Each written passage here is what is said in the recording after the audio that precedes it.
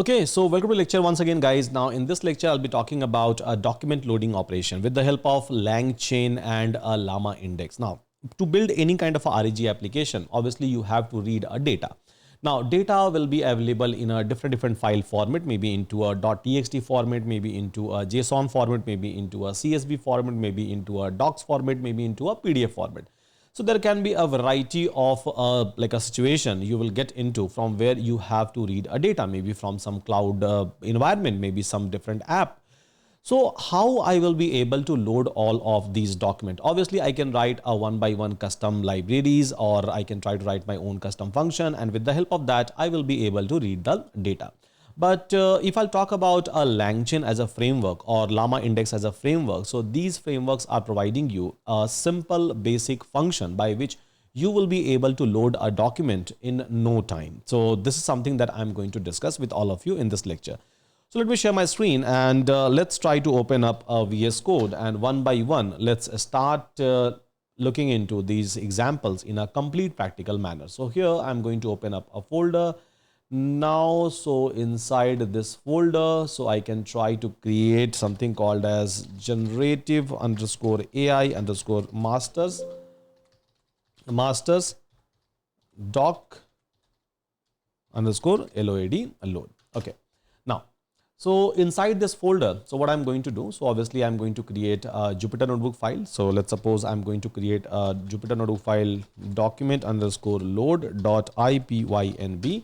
And inside that, obviously, I have to keep a couple of documents. So I have already done some sort of a preparation for all of you. So where I can load a document one by one. So here, as you can see, I'm trying to keep a JSON file. I'm trying to keep a docs file. I'm trying to keep a CSV file. I'm trying to keep a PDF file. I'm trying to keep a TXT file.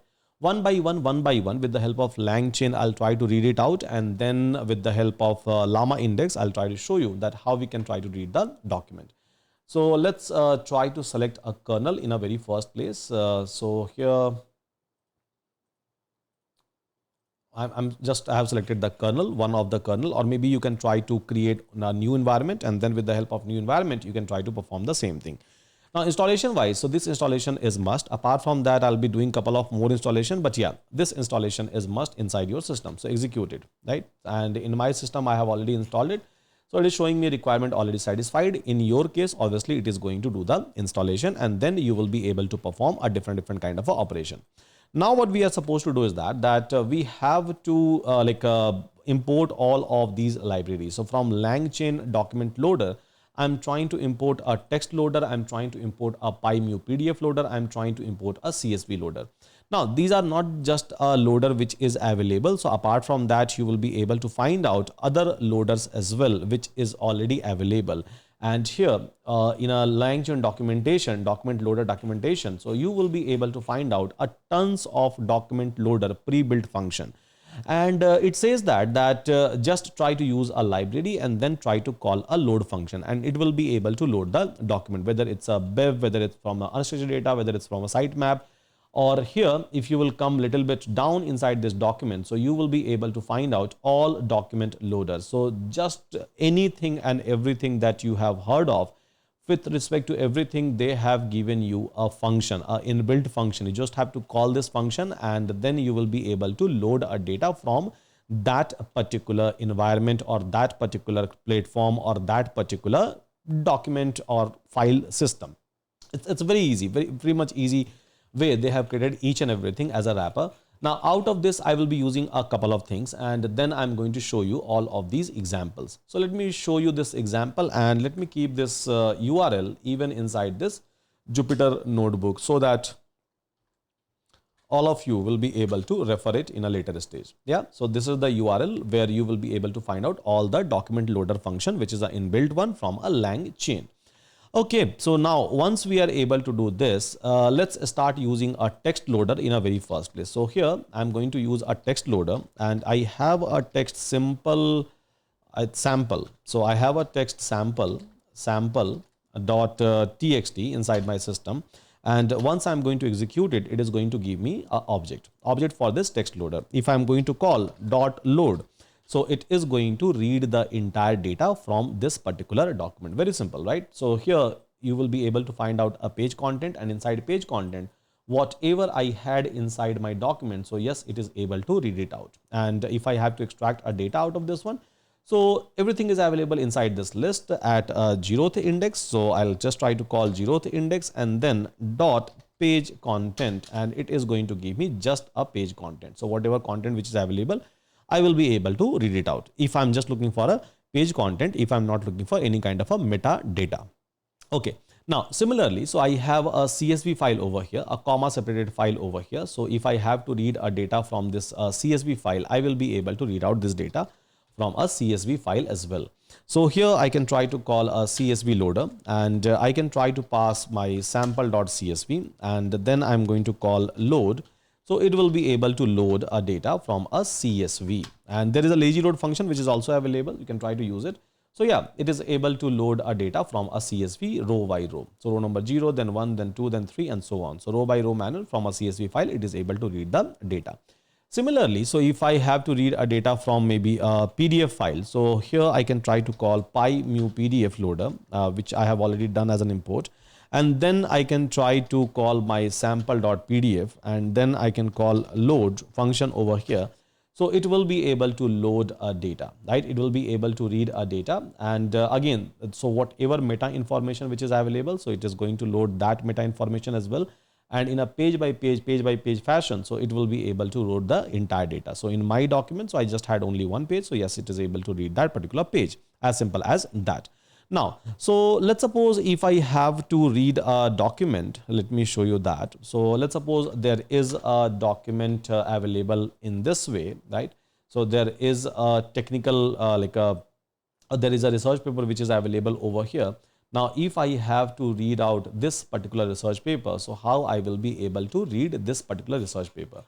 Now, to do that, this LangChain is providing you something called as a docling loader. So with the help of docling loader, you will be able to read out even this one.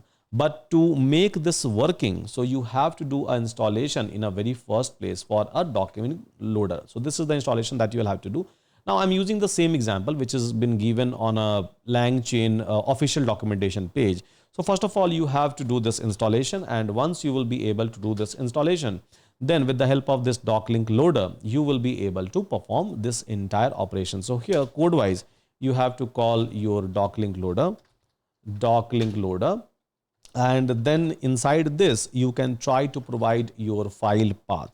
So what was my path? So this was my file path. I can try to copy it, and then I can try to pass it over here. So doc link loader.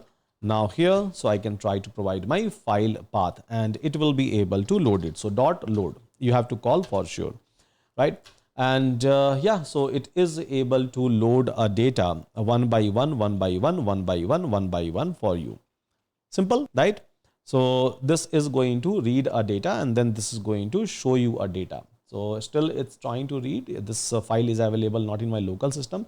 This file is available somewhere on a this particular platform, this particular place, and it's a huge file. So line by line, it is trying to just read out that particular file. Maybe we can wait for some time.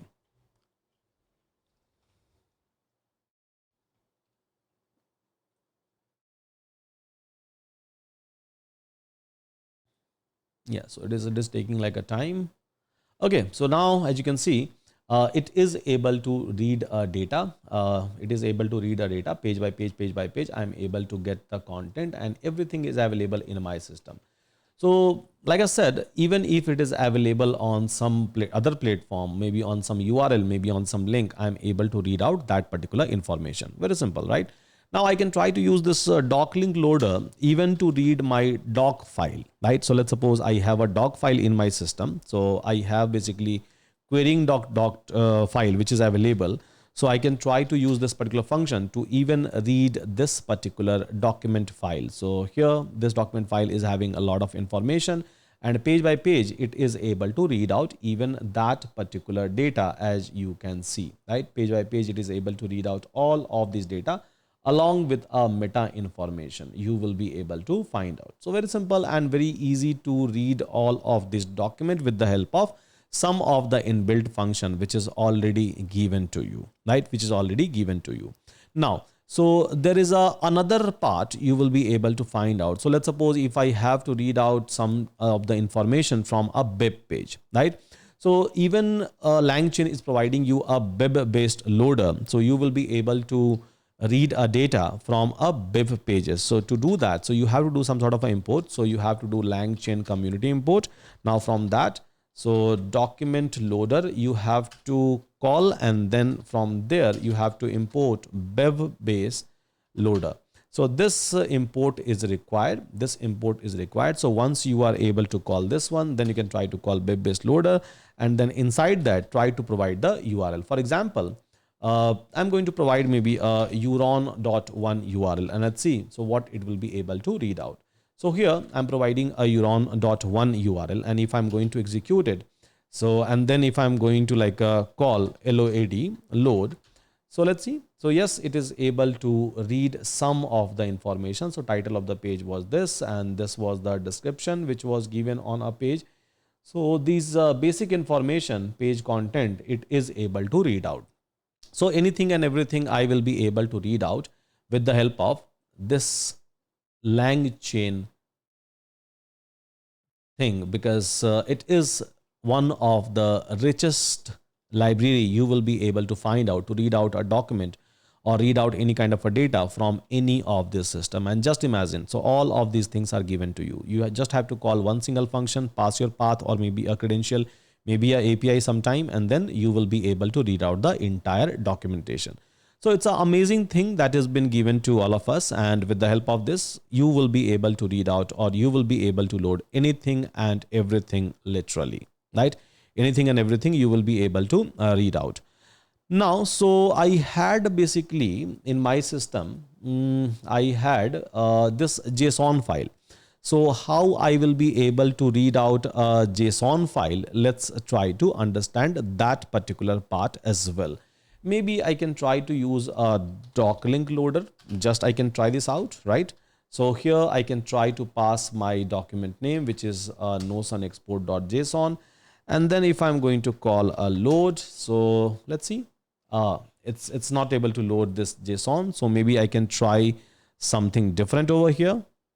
Okay, so to read this JSON file, so it is not going to support me directly, but what I can do is I can try to write something like this, my own custom function, and I can try to use a document class basically from a LangChain, so that at the end of the day, after reading any of this document, I will be able to, right? I will be able to basically convert it into a LangChain compatible document format. So this is the very simple like operation we have written. So where we are trying to open up a file, and then one by one, we are trying to read out the content, and eventually we are trying to append each and everything inside the document, which is nothing but like a LangChain compatible document format.